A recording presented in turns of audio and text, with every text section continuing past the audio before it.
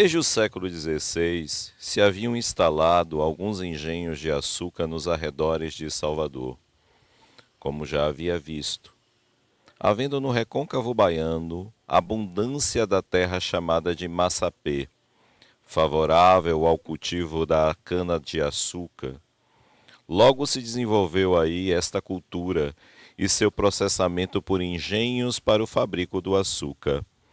Depois de devidamente encaixado e calafetado, o açúcar era enviado ao porto de Salvador para seguir para o reino, em navios mercantes protegidos pelos navios de guerra do comboio real, que os defendia das incursões dos piratas. Tinha-se, portanto, nas terras do recôncavo baiano, os lavradores de cana, os maquinismos dos engenhos, onde a cana era transformada em açúcar. Escolhida a melhor terra para a plantação de cana, esta era roçada, queimada e limpa, para só então abrirem os regos e plantar a cana. Na Bahia, isto era feito nas terras altas, no fim de fevereiro, princípios de março, com as primeiras águas continuando às vezes até o fim de maio. Crescidas e amadurecidas, as canas precisavam ser cortadas e amarradas em feixes. Daí, transportava-se os feixes de cana para os engenhos, em carros de boi, cavalos e burros, por terem a pata mais estreita, frequentemente afundando na terra mole do massapê, e por fim, não podiam deixar de puxar a carga pesada, que iriam para os complexos dos engenhos que existiam nos locais, para serem levados às fornalhas, transformados em açúcar, encaixotados e enviados para os seus devidos destinos.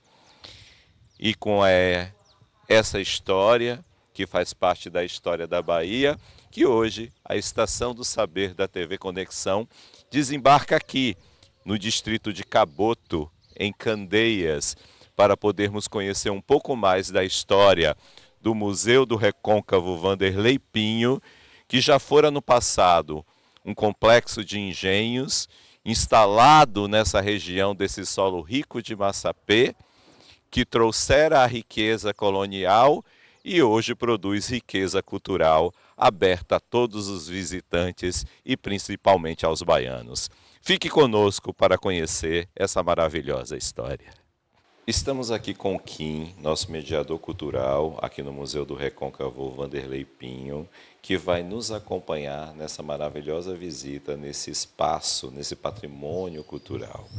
Kim, muito obrigado por receber a TV Conexões. Então, a primeira coisa que eu lhe pergunto é que, como o nosso propósito é mostrar para os estudantes que não tiveram a oportunidade ainda de vir conhecer esse espaço, eles possam conhecer a partir da tela da TV Conexões, eu queria que primeiro você contextualizasse que espaço é esse que nós estamos e de qual é a melhor forma de conhecê-lo. Olá, pessoal, estudantes da Rede Pública de Educação da Bahia. Essa casa, anteriormente, ela já foi uma das primeiras casas grandes, né, do Brasil, por conta do engenho de açúcar que se desenvolveu aqui. Então, essa casa tem importância para a cultura do açúcar no Brasil, primeiro ciclo econômico, e também ela é importante porque no ano de 1971 ela se tornou um museu e isso marca também a criação do Instituto do Patrimônio Histórico e Artístico Nacional, o IPHAN. Então, a partir da museificação, do processo de transformar essa casa em museu, criou-se o IPHAN com a necessidade de cuidar desse patrimônio imaterial e material do Brasil. Essa casa tem 55 cômodos, então é uma casa enorme. A gente vai começar e a gente vai conhecer como foi pensado esse novo conceito, né, como foi pensado para esse tempo e espaço esse museu aqui no Recôncavo. É importante dizer que o nome foi retomado, Museu do Recôncavo Wanderley Pinho, até porque o território precede o sujeito. Então é importante demarcar esse espaço Caboto, Candeias, né, que é a cidade onde nós estamos, como lugar do Recôncavo Baiano, como Recôncavo Baiano, que é um espaço de identidade, de história e de cultura.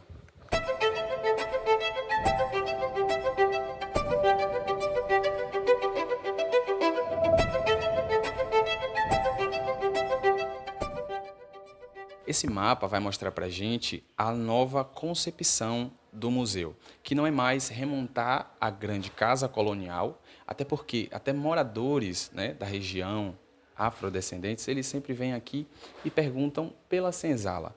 Então esse espaço estava muito demarcado por essa dicotomia, casa grande, senzala. E quando essa demarcação acontecia, logicamente que tudo que se referia à cultura negra e ao povo negro estava ligado à senzala, ao sofrimento, ao flagelo e esse momento que é doloroso na história desses povos. Então, com essa reabertura, houve-se uma preocupação em contar as outras narrativas que ficaram soterradas nesse terreno aqui. Estamos então aqui no núcleo histórico do museu, adentrando a sala da linha do tempo. E aí eu pergunto, Kim, qual é o principal destaque aqui dessa sala? Bom, antes de tudo, é importante falar de quem estava aqui no território antes da chegada dos portugueses. Geralmente, essa história era contada a partir de 1500, né, do século XVI. Então, a gente vai falar disso antes da chegada dos portugueses, antes dessa intervenção ou dessa invasão, como preferirem chamar. E a gente vai falar dos povos que habitavam aqui, que são os povos tupinambás. A gente vai falar também sobre revoltas populares, momentos de lutas populares pela libertação dos escravizados, lutas de resistência que estão demarcadas a partir desses 5 séculos de história.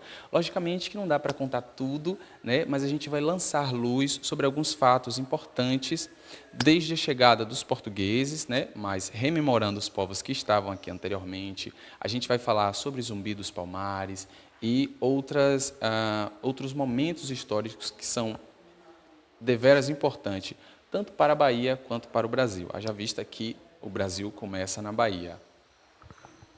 Perfeito. Então aqui é uma verdadeira imersão na aprendizagem e no ensino de história que você pode vivenciar aqui nesse espaço. Mas vamos lá, tem mais espaços para a gente conhecer aqui.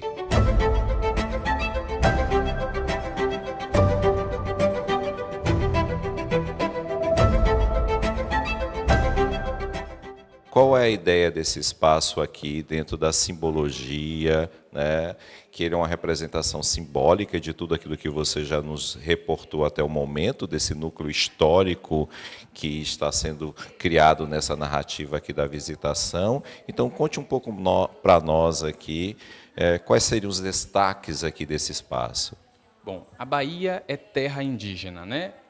E o Brasil inicialmente habitado por mais de 8 milhões de indígenas em sua costa, ao longo da sua costa, né?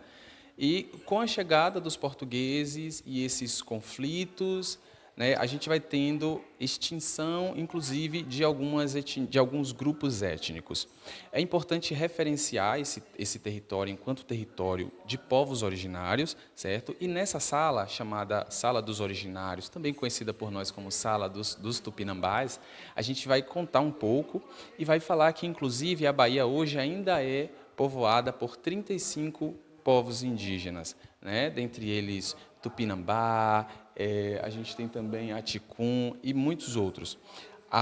É importante falar que algumas pessoas não relacionam a Bahia a território indígena, né? Sempre está ligado ao norte por ter uma representação maior, mas a Bahia é território tupinambá. Então, a gente vai falar a respeito desses povos, a respeito da cultura deles. Inclusive, essa sala ela é uma intervenção artística de Tiago Tupinambá, né, artista indígena da comunidade em Abrantes, um distrito da cidade de Camaçari, aqui no Recôncavo Baiano. O que o museu e esse novo conceito pensou quando construiu essa sala? É importante falar sobre a visão que se tinha inicialmente sobre os indígenas, uma visão muito equivocada de que eles não tinham relação com o trabalho ou coisas do tipo. Muitas vezes também eles são representados, né, a partir de uma visão muito pacífica de como foi esse contato. A partir disso, as obras que estão aqui, por exemplo, desses quadros que aqui estão à minha direita, vão mostrar que não foi tão pacífica assim a chegada dos portugueses e o contato com esses indígenas. Então, há uma preocupação também em contrapor narrativas. Quando a gente olha essa sala, a gente vai ter também um documentário chamado Brasil Tupinambá, certo? Que vai mostrar a luta atual de uma comunidade em Ilhéus, no sul da Bahia, especificamente no distrito de Olivença, especificamente no distrito de Olivença, em Ilhéus, que é esse vídeo que as pessoas podem acessar aqui, chamado Brasil Tupinambá. Então, a gente também tem, quando os estudantes visitarem essa sala, eles vão poder ter acesso também à letra de um rap composto pelos indígenas e que faz parte da trilha sonora. Então é importante falar que os povos indígenas, eles vão se reinventando, eles vão se readaptando, e ser indígena vai muito além da caracterização. Logicamente que ser indígena é identidade, e estar na modernidade não os destitui da sua originalidade, não os tira da sua identidade.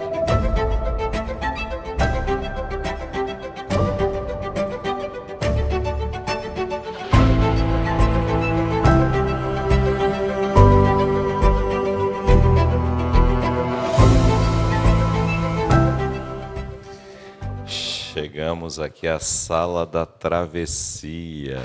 E como vocês podem perceber, é uma sala que está toda pintada em azul. O que representa esse azul aqui nessa sala? E qual é a ideia da curadoria em chamá-la com essa denominação, né, de Sala da Travessia? O que ela representa? Excelente pergunta. Ela está na cor azul, azul marinho, porque representa o Oceano Atlântico e essa travessia dos povos africanos para esse território tupinambá. Então a gente vai referenciar esses povos aqui não pelo processo da escravização, mas, acima de tudo, através das letras, através do poder da palavra, representada aqui também na pessoa do poeta da liberdade, Castro Alves, né? Então a gente vai ter aqui uma intervenção do artista Felipe Caires com uma cópia, né? Que a gente chama de facsímile, que é uma cópia muito parecida com o original. Então a gente vai ter aqui nas paredes uma intervenção do artista Felipe Caires, que é justamente na técnica do lambe, com uma cópia do manuscrito de Castro Alves do poema Os Escravos. Nessa sala também a gente vai referenciar os povos que foram trazidos para cá, de quais regiões da África eles vieram, em quais quantidade e em qual tempo. A gente vai perceber que, com o passar do tempo, eles vão variar a origem desses africanos, justamente porque na costa da mina, né, que tem os países atualmente Nigéria, Benin, Togo, a gente vai ter essa correlação com a mineração, né? Então, a partir daí também, eles não foram os primeiros trazidos, mas a gente vai perceber a partir de uma plataforma chamada Slaves Voyages, que vai contar como esses povos foram trazidos para cá, em quais quantidades e qual o intervalo de tempo em que esses povos vieram para cá. Então, esses totens digitais, eles reproduzem pequenos vídeos que são tirados dessa plataforma. Então, quem quiser ter acesso à plataforma na íntegra, essa plataforma ela é mantida por uma universidade americana, em parceria com diversos países, instituições sérias, e aí, a partir de documentos, de registros históricos fidedignos, né, eles construíram essa plataforma e está aí para que a gente pesquise, para que a gente embase, inclusive, essa sala aqui, a constituição dessa sala. É interessante a gente perceber uma correlação que existe entre a intervenção de Felipe Caires a partir do poema de Castro Alves e esses documentos que aqui estão. Por quê? Eu vou falar a respeito da forma como as letras e o papel são utilizados em perspectivas diferentes a partir dos colonizadores e a partir do negro em busca da libertação. Castro Alves, o poeta da liberdade, vai usar as letras e o papel para falar sobre as injustiças e falar sobre a necessidade de libertação desses povos. Por outro lado, esses documentos vão estar referenciados à lei e às letras utilizadas de uma forma perversa inicialmente, né, como demarcação de um sujeito enquanto propriedade de alguém. E aí é importante que a gente perceba que isso é chancelado, que isso é feito pela própria lei, né? E a gente vai perceber o emblema da Polícia da Bahia, da Polícia de Sergipe, nesses documentos. Então, o mesmo papel que era utilizado como forma de demarcar e objetificar o ser humano africano, também vai ser utilizado por Castro Alves com a poesia falando da liberdade e dessa necessidade de humanizar esses povos. E aí a gente vai ter os desdobramentos disso nos dias atuais, até porque o museu não tem o propósito de ser um depósito de coisas antigas, mas o museu ele é atualíssimo e ele faz esse panorama para que a gente perceba como nós chegamos até aqui. Então, é interessante que até hoje poetas, artistas populares estão escrevendo poesias, poemas, músicas, desenvolvendo saraus, batalhas de rima, usando as letras, a palavra, pela liberdade e para falar daquilo que os incomoda e das mazelas sociais do nosso tempo. Aqui estamos agora em um outro espaço, também do chamado núcleo histórico daqui do museu. Como é que se chama esse espaço e qual é a finalidade dele? Bom, essa última sala do núcleo histórico ela é a sala dos retratos. Ela vai referenciar alguns moradores dessa casa ao longo do tempo, tá? Essa casa ela vai mudar de dono, até porque são ao menos 4 séculos de lá até aqui, e a gente vai ver fotografias, né? Ou melhor, a gente vai ver retratos, né? Nessa época ainda não existia fotografia, a gente vai ver retratos de possuidores dessa casa. Um dos mais importantes é o Vanderlei Pinho, ou José Vanderlei Pinho, que ele foi o último dono dessa casa. Ele herdou essa casa da mãe, que foi do avô dele, que era o Barão de Cotegipe, ou João Maurício Vanderlei. Então, essa casa ela é importante ser retratada porque esses personagens estão demarcados na história do Brasil. Inclusive, o Barão de Cotegipe, que hoje dá nome a uma rua no bairro da Calçada, em Salvador, ele é um barão escravagista e que foi um opositor da libertação dos escravizados. Então é importante dizer, né? E tem uma frase que é atribuída a ele, que ele havia dito, né, a Isabel, que ela iria redimir uma raça, mas perderia um trono, né, dissolveria um trono. Então essas figuras que aqui estão referenciadas, e aí a gente pode ver aqui o Barão de Cotegipe, né, o João Maurício Vanderlei, que é um grande barão escravagista, né, também que vai se beneficiar dessa economia açucareira, dessa economia escravagista. E aqui a gente tem um historiador, também prefeito de Salvador por 2 mandatos, que é o José Vanderlei Pinho, que dá nome ao museu, certo? A segunda parte do nome do museu é de José Vanderlei Pinho. Por quê? Porque ele foi quem doou essa casa para que ela fosse transformada em museu. E diga-se de passagem, ele é um historiador respeitadíssimo, inclusive ele vai ser referência para contar a história dessa casa e a história da economia do açúcar no Brasil.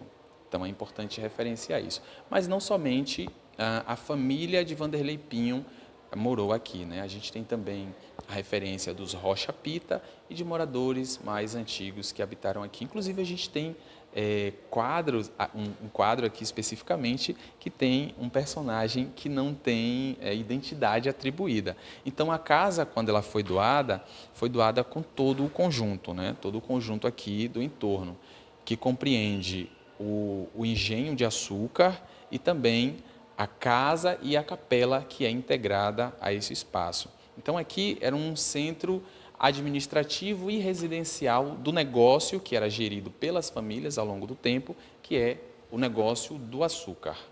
Depois de conhecermos o núcleo histórico daqui do Museu do Recôncavo Vanderlei Pinho, vamos adentrar agora no espaço que é um espaço que está destinado ao trabalho, ao artífice, às atividades laborativas do dia a dia desse espaço. E no corredor, caminhando para conhecer esses espaços, nos chama a atenção aqui a presença de um carro de boi, né? Aqui, o carro de boi, ele era utilizado originalmente o quê? Para o transporte da cana, né? Qual era a finalidade dele? Conte-nos um pouco aqui da sua história, da sua funcionalidade e tem uma curiosidade também sobre ele, né? Que você nos contou ali nos bastidores, que nós como canal educativo acho que é interessante a gente pontuar aqui. Sim. Quando a gente observa esse meio de transporte, né, por tração animal, a gente vê ele é confeccionado em madeira bruta, com peças pesadas, né, e a gente vai pensar em algo muito rude, mas ele também tem tecnologia na sua construção e tem ciência. Quando a gente olha para esse carro de boi, ele tem uma haste enorme e aí a gente consegue perceber o princípio de Arquimedes aplicado a ele, que é o princípio da alavanca, né? Então a gente vai perceber que o tamanho dessa haste vai compensar o peso que está atrás, né, para que se tivesse uma melhor condução e também pudesse transitar de uma forma melhor com esse carro. Então, esse carro de boi, ele está relacionado ao trabalho aqui com a cana-de-açúcar, mas também a cargas, né? Aqui precisava muito locomover material de construção e a gente tem aqui móveis extremamente pesados, móveis antigos do século 18, 19 e 20, alguns móveis enormes. Então, para se transportar esses materiais, insumos para que eram utilizados esses transportes de tração animal.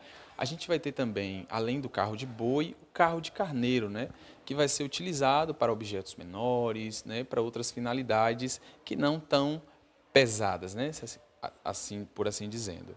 Essa sala, ela pertence também a um núcleo de trabalho, e ela vai referenciar um pouco do trabalho agrícola, né, desse plantation ou dessa monocultura de cana-de-açúcar desenvolvida pelos portugueses aqui nesse espaço, né? Haja visto que a gente tem o solo de massapê, que é um solo argiloso, né, uma argila escura, roxa ou vermelha, que vai ser muito boa para esse tipo de cultura, né? Para esse tipo de plantação. E aqui a gente está referenciando partes de equipamentos agrícolas, especificamente em metal. E a gente vai ver que esse trabalho vai sendo desenvolvido ao longo do tempo e a gente tem alguns equipamentos mais antigos e outros mais modernos quando a gente já vai entrando na era da industrialização, que a gente vai ver a partir das engrenagens, a partir de luminárias elétricas, né, ali representadas. Então, vai mostrar como parte desses equipamentos ainda resistem ao tempo, apesar de estarmos de frente para o mar. Então, isso também vai acelerar esse processo de decomposição, esse processo de ferrugem, né, de oxidação desses materiais. É importante dizer que aí vai desde um pouco de um tempo mais remoto até tempos mais recentes, a partir de máquinas a combustão, né? Motores a combustão, e também a gente vai ver aqui arado, alguns deles já de tração mecânica, e também inicialmente eles eram de tração animal. E nesse núcleo de trabalho é importante falar que esse é um pátio interessantíssimo, e aí quando a gente vai caminhando aqui por esses corredores que são muito largos, né, isso já vai dar para a gente uma dimensão do fluxo de pessoas que havia aqui, vai dar para a gente também uma dimensão da quantidade de trabalhadores e da quantidade de trabalho que gerava aqui. É importante dizer que em apenas 2 séculos, a Bahia vai ter registro de mais de 800 engenhos de açúcar, né? Esse não é o primeiro, mas ele é um dos primeiros, e a partir dele e dos outros pioneiros também, vai se constituir a economia açucareira no Brasil. Então a gente pode ver aqui um pátio de trabalho também, à minha direita, e interessante na arquitetura dessa casa é que as partes de cima e todos os telhados, né, eles vão direcionar a queda da água da chuva, da água pluvial, para esse pátio, que em momentos não chuvosos era um pátio de trabalho e em outros momentos ela também um espaço para escoamento da água da chuva, até porque todas as quedas são direcionadas para esse único pátio, o que é uma curiosidade interessantíssima dessa arquitetura.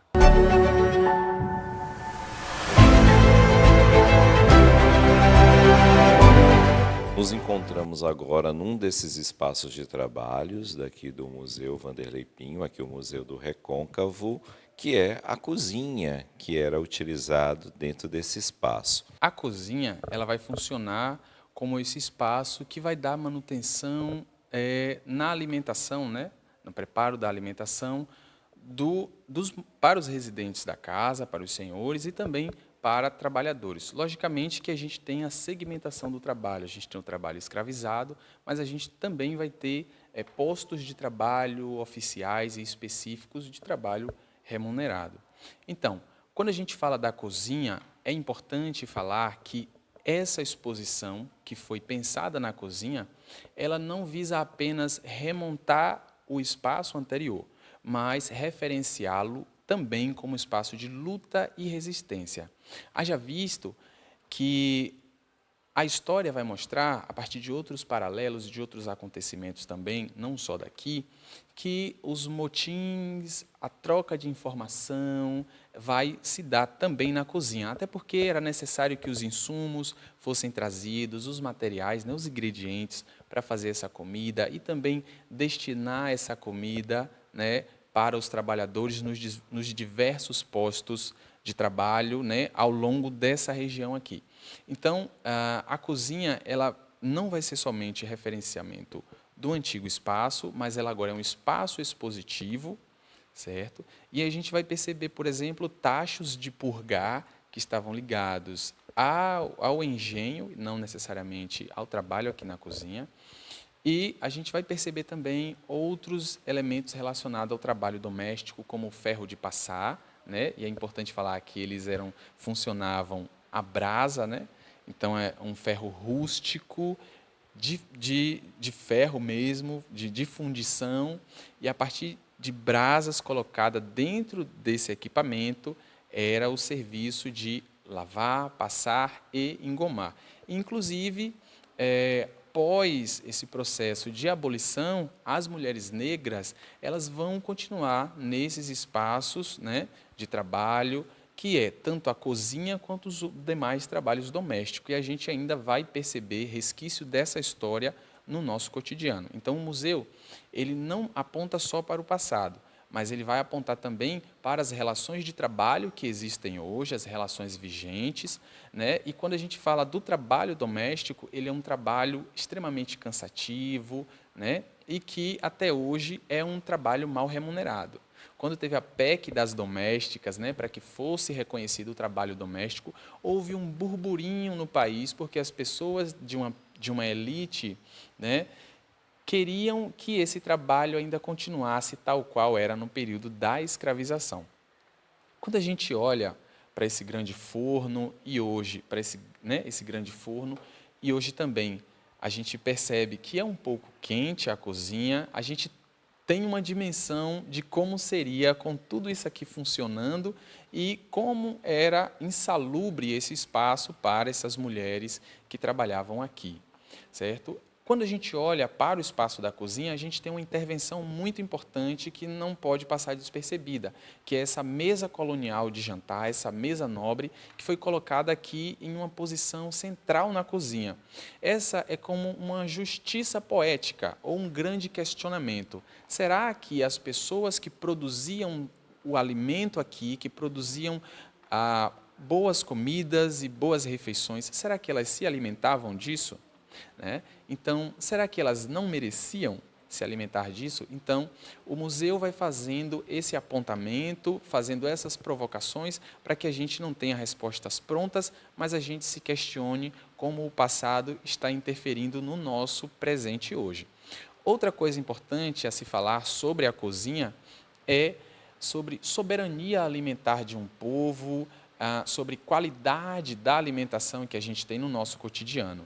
E um apontamento que eu sempre faço nas visitas é: questiono, será que os descendentes das pessoas que produziam a melhor comida e não comia delas, hoje elas se alimentam bem?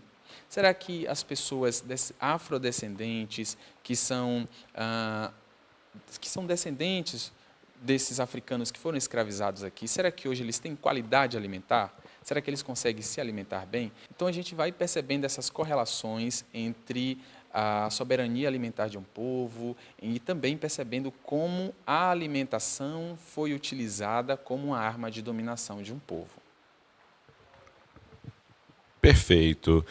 Fica bem claro aí, né? Principalmente nas palavras aqui de Akin, que ao longo da nossa história nem todos foram convidados para esse banquete, né? Não foram convidados no período colonial, aqui representado em toda essa estrutura que agora estamos visitando para essa reflexão. E na atualidade, será que continuam sendo convidados?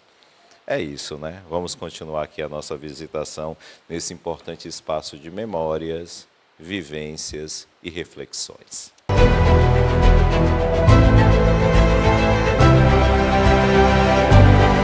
Para poder chegar até o Museu do Recôncavo Vanderlei Pinho, o caminho mais rápido saindo de Salvador é pela BR-324 até você chegar à alça que dá acesso ao município de Candeias. Há uma boa sinalização indicando em que momento você deve ter acesso a essa entrada.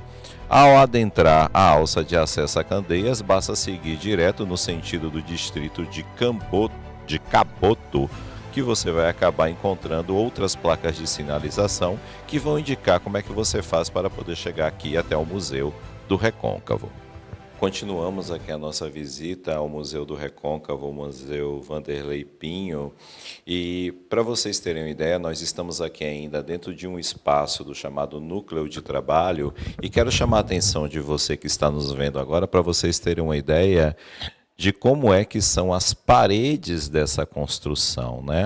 Aqui foi feito um recorte arquitetônico para que o visitante possa ter uma ideia de como é que foram empilhadas todas essas pedras, né? Supostamente, muito provavelmente por mãos escravizadas, né? Que acabaram empilhando para a construção de todo esse conjunto arquitetônico que nós estamos visitando aqui, né? E para você que está nos vendo agora e achando que visitar um museu é somente falar da memória e da história, não. Aqui você aprende também sobre química, sobre física, né? Sobre arquitetura. Inclusive, nós temos aqui uma série de equipamentos, lastros em madeira, parafusos, né, que foram produzidos à época para que esse engenho pudesse funcionar. Não é isso, Akin? Exatamente. Essa estrutura que se mantém de pé e firme até os dias atuais, né, ao longo desses séculos, ela é uma construção baseada em pedra e cal. Anteriormente, dizia-se também que haveria óleo de baleia na composição, mas essa informação, com o passar do tempo, ela foi desmistificada, né? Essa informação ela foi negada pela própria história. A história é uma ciência que vai se reinventando e essa é a beleza da história. Inclusive, o museu tem esse papel de oferecer, né, momentos e espaços e subsídio para que essas outras vertentes, para que essas outras narrativas emerjam e possam contribuir.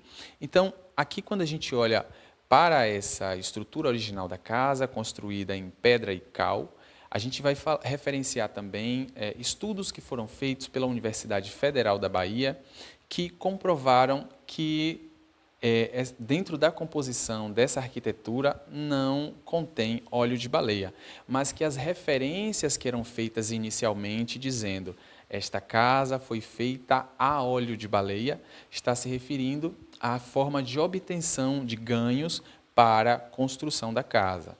Até porque outras casas vão ter referências como essa casa foi construída a ouro, Essa casa foi construída a cana-de-açúcar e não há esses elementos na constituição arquitetônica da casa. Bom, para quem tinha curiosidade como era um ambiente sanitário durante o período do Brasil colônia, nós iremos conhecer agora um desses espaços aqui do museu, que é denominado de croaca, né? Croaca, né? Isso, Akin? Tá. Akin, explique para a gente aqui como é que funciona aqui esses artifícios aqui desse sanitário colonial.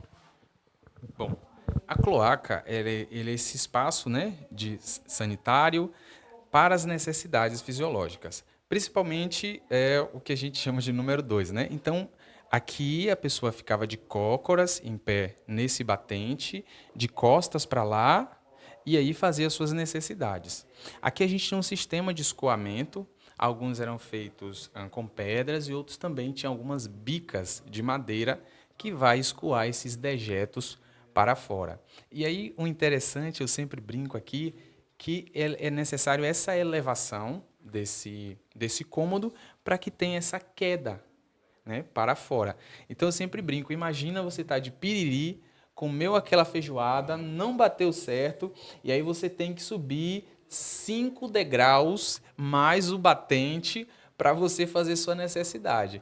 E ainda ficar de cócoras. E ainda de cócoras, né? Então, assim, é importante dizer que também era desmembrado o que a gente hoje conhece como o espaço, né, do banheiro, que a gente tem o banho e o vaso sanitário. Então, esse era um espaço só das necessidades fisiológicas. A gente vai ter outros quartos que eram chamados quartos de banho e que não tinha essa finalidade, de depositar os dejetos. Então, eles vão sair daqui e vão escorrer para fora.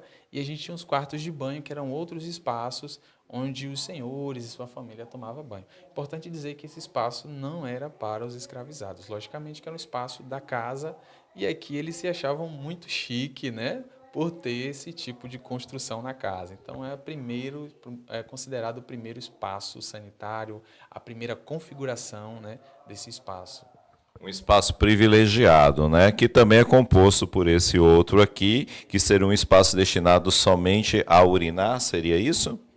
E também a gente pode pensar também, né, que a gente tinha os famosos urinol, ou pinico, como era chamado, ou bacio, que eram chamados anteriormente. Então é possível imaginar também que essas necessidades poderiam ser feitas no quarto durante a noite, e aí teria uma pessoa com a finalidade de trazer isso e descartar aqui.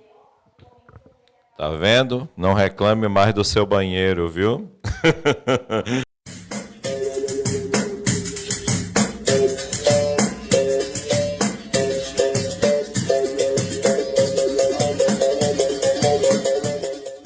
Ao estudarmos a história, às vezes não nos damos conta de como é importante compreender a origem do desenvolvimento da sua pesquisa, que ela advém de fontes orais, de fontes materiais, mas principalmente de muitos fragmentos que vão montar esse quebra-cabeça dessa memória para que possamos ter uma leve noção do passado. Não é isso, Akin, né? Explique um pouco para nós aqui o que representa todos esses objetos que aqui estão e qual é a sua funcionalidade e aplicabilidade, principalmente para a compreensão da nossa história.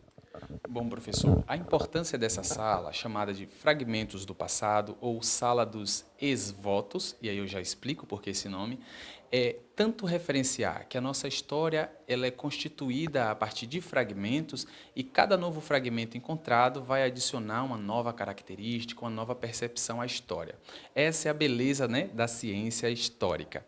A gente vai perceber aqui, nessa sala, que tem esses fragmentos do passado, diversas partes de movelaria, brinquedos infantis, itens de utilidade doméstica, né? E a gente vai perceber também um compromisso do museu nesse tempo e espaço de trazer protagonismo para descendentes da comunidade, né? Pessoas da comunidade que são descendentes desses africanos que trabalharam aqui também. É importante dizer que a Ilha de Maré, que fica aqui à frente do Museu do Recôncavo Vanderlei Pinho, é um espaço quilombola, né, constituído principalmente por negros que buscaram esse movimento de libertação, fugindo desses espaços de trabalho forçado e de castigo físico, né? Então, esses quilombos aqui ao redor vai ser constituído por essas pessoas. E é importante devolver o protagonismo para essas pessoas. Não é justo que esse museu reabrisse nesse espaço para contar a história do colonizador e não devolver o protagonismo. Essa sala, ela foi montada por pessoas que trabalham aqui e que fazem parte dessa comunidade chamada Caboto, né, que é onde nós estamos. E é interessante perceber as características finas, né, contidas nessas obras, nos fragmentos que compunham anteriormente móveis, como eu falei, brinquedos, mas que são extremamente arte, né? E são absolutamente arte. E a gente vai perceber aqui que as técnicas, né, já dominadas pelos africanos anteriormente para a constituição de máscaras, constituição de estatuetas e artefatos utilizados inclusive na religião, vai ser agora direcionado para construir móveis para os senhores. É importante dizer que uma parte pequena desses móveis era feito aqui nesse espaço da casa, né, nesse espaço aqui que compreende o conjunto casa e engenho, mas também grande parte deles vinham de cidades do Recôncavo e eram feitos sob encomenda.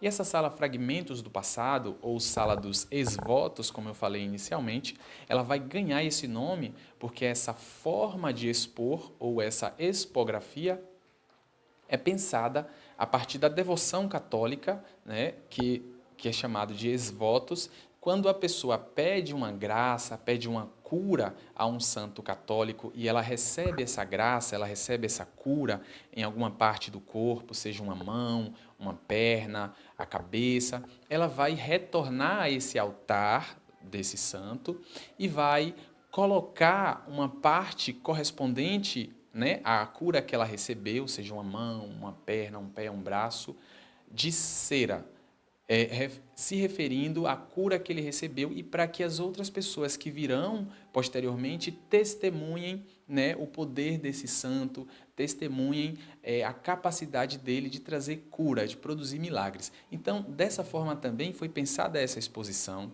que foi montada por mulheres que trabalham aqui até hoje no processo de limpeza e manutenção, e aí também uma forma de dar protagonismo para essa comunidade local e referenciar, acima de tudo, que a nossa história e a grande graça, o grande milagre da história se dá também a partir de membros, né, desses fragmentos da história.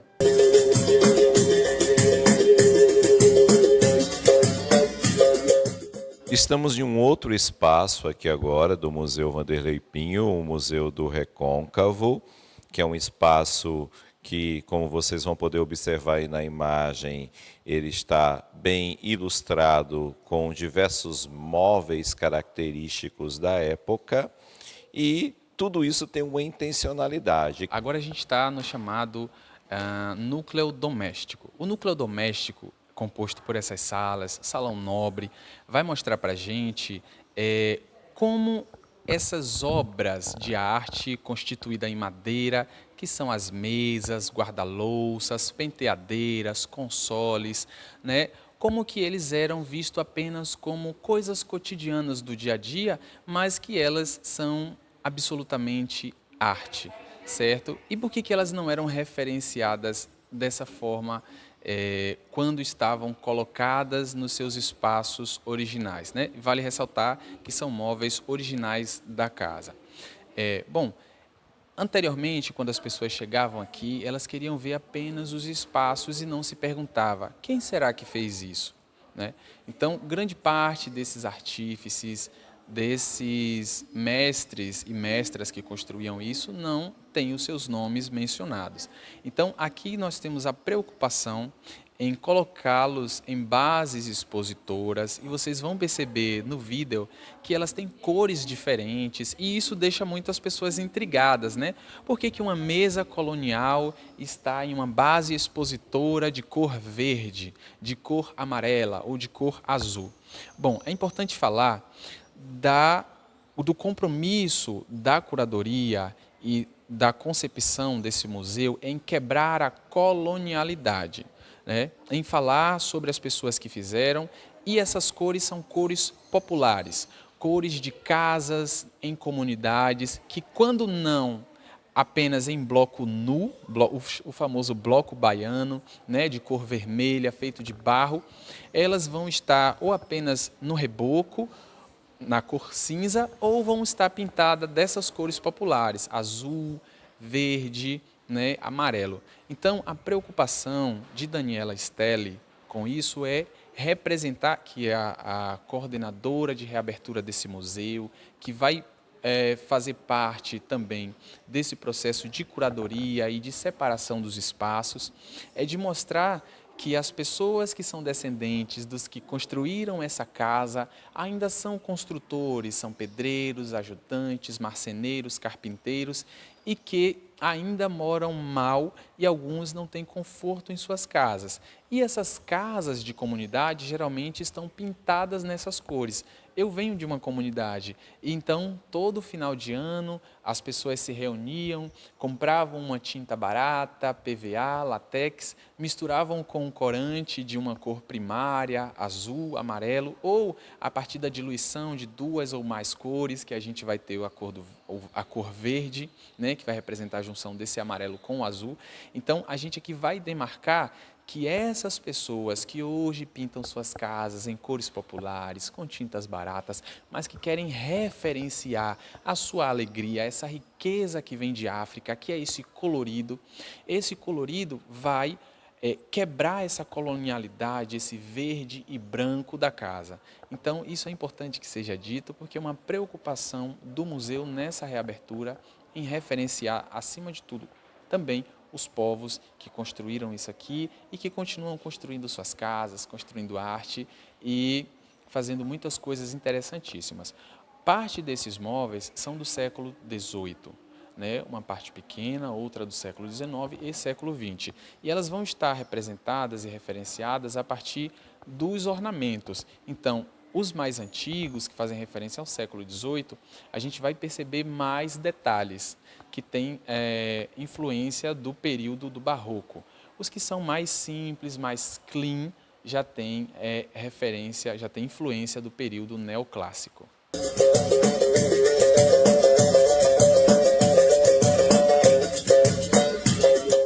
Nós nos encontramos agora em um outro espaço aqui do Museu do Recôncavo Vanderlei Pinho, que é um outro espaço também de reflexão e de memórias para a sociedade atual, para que jamais possamos esquecer do nosso passado. Aqui há uma pequena ilustração de alguns dos instrumentos que eram utilizados principalmente para torturar aqueles que foram traficados para o trabalho escravo aqui no Brasil. Aqui, como podemos aqui identificar e demonstrar para o nosso público de que maneira esses instrumentos eram utilizados para a função perversa pela qual eles foram criados? Bom, a gente sabe que o medo é uma importante arma de dominação nesse processo. E o castigo físico, né, e a desumanização da pessoa, tanto indígena quanto negra, são recorrentes nessa nossa história.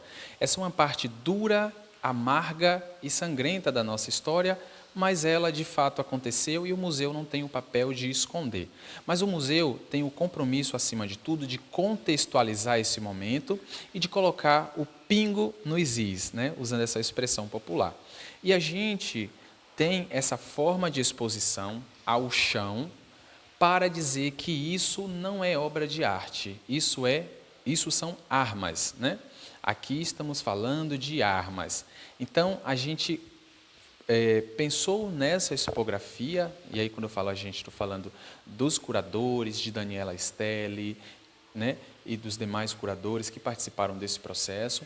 Então, eles estão mostrando que essas não são obras de arte, não são objetos de contemplação, são equipamentos de tortura. Por isso, eles são referenciados como armas brancas, que, inclusive, é uma contraposição a outras expressões que são utilizadas, né, utilizando-se a palavra negro como algo ruim. Então, sempre que falam lista negra, mercado negro e outras palavras, outros termos que têm negro, né, na sua composição, estão se referindo a coisas ruins, inclusive a palavra negativo. E aqui a gente vai chamar esses equipamentos de armas brancas. Armas brancas geralmente fala de uma arma que tem um menor potencial de lesão, um menor potencial de ferir, de machucar. E aí se referem a facas e tudo mais. Mas aqui a gente vai apontar para essas armas como armas brancas, porque elas foram pensadas pelos portugueses e pelos colonizadores que aqui chegaram. Então elas estão no chão, na cor vermelha, nessa base expositora, abaixo, para que a gente olhe para isso como algo inferior, como algo que a gente deve superar, porém sem negar, certo? E aqui a gente vai perceber que esses troncos de castigo, esses grilhões, essas correntes, ferro de marcar, palmatórias, né, eles eram ferramentas amplamente utilizadas, né, para que se forçasse o trabalho, para também se punir por atitudes revoltosas, por atitudes, né, de amotinamento, de tentativas de fugas e muito mais. E a gente está ao lado da capela da casa. Então, não coincidentemente, está exposto nesse espaço, que vale salientar, não era aqui onde esses castigos eram executados, né? Aqui é apenas a sala onde eles estão expostos. E a gente vai mostrar aqui que do outro lado está a capela, para mostrar que a religião, à época, a religião, a sociedade e a lei anuíam isso, ou seja, davam permissão para que isso acontecesse. Certo? Então é importante que a gente mostre a materialidade da história, mas também aponte que outras formas de castigo ainda são perpetuadas, elas se reinventaram. E aí, quando a gente fala do trabalho forçado e do trabalho escravizado, hoje a gente tem uma escala de trabalho em que em que a sociedade tem pautado para que isso acabe, que essa escala 6 por 1, onde as pessoas trabalham de forma exaustiva durante 6 dias da semana e descansa apenas um. Então a história ela vai se reinventando, né? E a gente vai mostrar aqui na capela obras, arte sacra católica, mas a gente também precisa fazer essa pontuação de que a essa época a igreja também, a religião, e é importante dizer que a gente não fala da fé das pessoas, a gente fala de um sistema que se utilizou da religião e das crenças para executar suas perversidades. Isso não tem nada a ver com a fé das pessoas e no que elas creem. Estamos agora em um outro espaço bastante emblemático aqui do Museu Vanderlei Pinho, que é a Capela de Nossa Senhora da Conceição da Freguesia. Bom, uma das características marcantes dessa capela é que ela é atrelada à casa. Essa capela é construída juntamente com a casa. E é importante dizer que o conjunto, engenho e casa datam do final do século XVI, mas a capela ela data do século XVIII, certo? Então, aqui nessa capela desenvolvia-se os mais diversos ritos, desde batismos, missas, sepultamentos e rituais fúnebres também. É importante dizer que nesse espaço aqui, a gente tem, aqui fora do museu, do meu lado direito, um cemitério de escravizados. Então, ainda hoje, quando há necessidade de sepultar alguém da comunidade, o museu abre as portas e as pessoas passam aqui por fora, pela área de circulação, e vão sepultar os entes queridos deles no cemitério de escravizados. Essa capela, que tem a denominação de Capela de Nossa Senhora da Conceição da Freguesia, outrora também já foi chamada de Capela de Santo Antônio das Pindobas. E a gente vai ter isso registrado aqui, que é uma lápide, né, de uma senhora que é a Viscondessa de Passé, que está sepultada aqui, e o nome dela é Dona Antônia Teresa de Sá Pita. Ela é da família Rocha Pita e ela foi uma das recuperadoras dessa capela.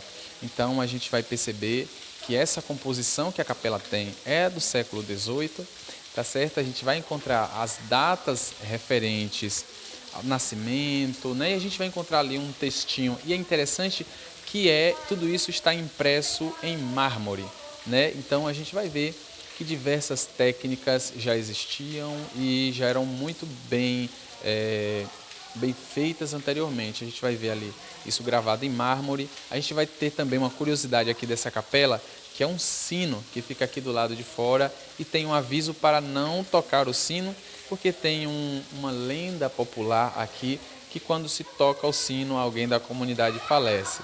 Mas também para a preservação desse bem material, a gente pede que as pessoas não toquem. E aí sempre parece psicologia reversa. Você fala, não toca o sino, e as pessoas têm muita curiosidade de tocar o sino.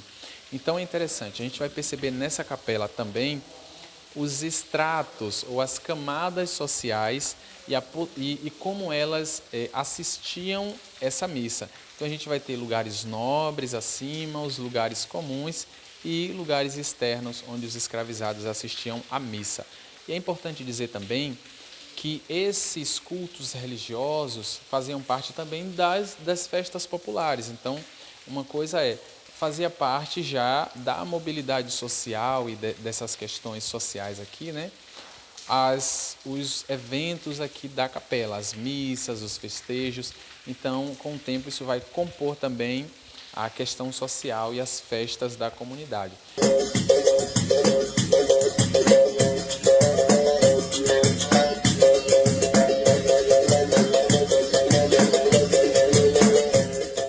A encruzilhada é um local sagrado de oferenda para Exu, orixá mensageiro entre o Orum, céu, e o Aiê, terra, e quem deve ser o primeiro agradado em qualquer ritual de axé. Exu é o mensageiro responsável pela comunicação entre o adivinho e Orumilá, o deus do oráculo, quem é quem dá a resposta pelo transporte das oferendas ao mundo dos orixás. É com essa mensagem que estamos num espaço aqui agora de exposição contemporânea, denominada Encruzilhada, um local de começo. Akin, por favor, explique melhor para a gente qual é a ideia por trás dessa exposição, dessa encruzilhada. Bom, encruzilhada é a junção de caminhos, é a interseção entre caminhos. E não existe encruzilhada de um sentido só. Aqui nós estamos postos em uma encruzilhada e que nos dá a possibilidade de escolher para onde vamos. A grande mensagem dessa exposição, que é o último espaço a ser visitado aqui no Museu do Recôncavo, e eu sempre digo, né, que é a cereja do bolo, é o respiro final, é o alívio, né, já que a gente, um pouco antes de parar a capela, a gente passa nos equipamentos de tortura. Então algumas pessoas ficam um pouco condoídas, tristes, e quando elas chegam aqui, elas respiram aliviadas. Por quê? Porque a encruzilhada tem como objetivo, acima de tudo, mostrar que essas civilizações africanas trazidas para cá no processo da escravização não começaram sua história na escravidão. Elas já construíam arte, história, sociedade, religiosidade, cultura muito antes do contato com os colonizadores portugueses.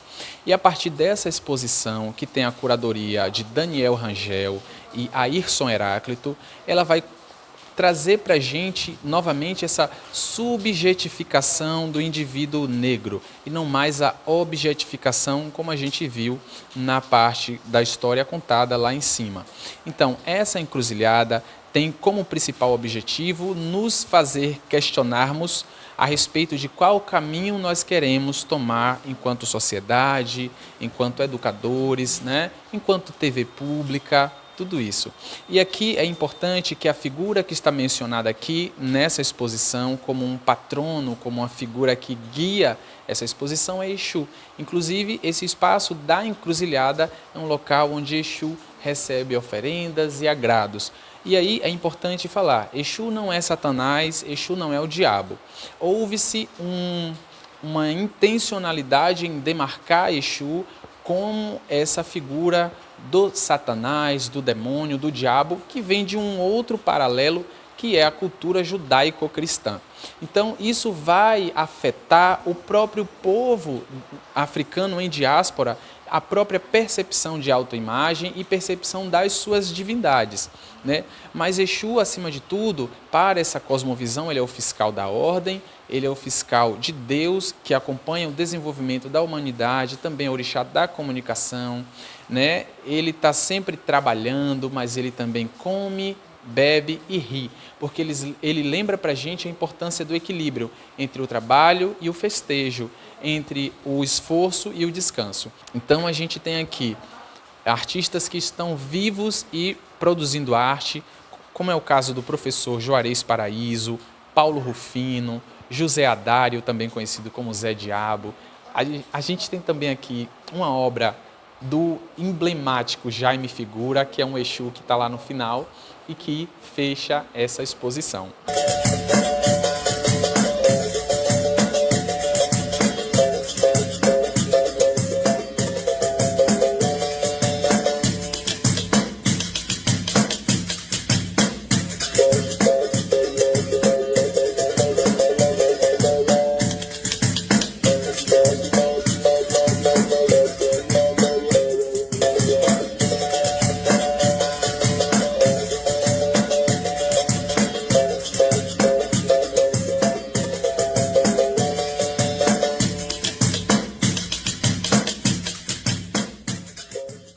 Para terminar com brilhantismo essa visita que fizemos aqui ao Museu do Recôncavo, o Museu Vanderlei Pinho, nada melhor do que estarmos aqui na sala com essa importante obra de arte de Jaime Figura, que representa um orixá mensageiro, do qual nós já falamos aqui a respeito em outros momentos, em outras falas, mas que é de um grande simbolismo, tá?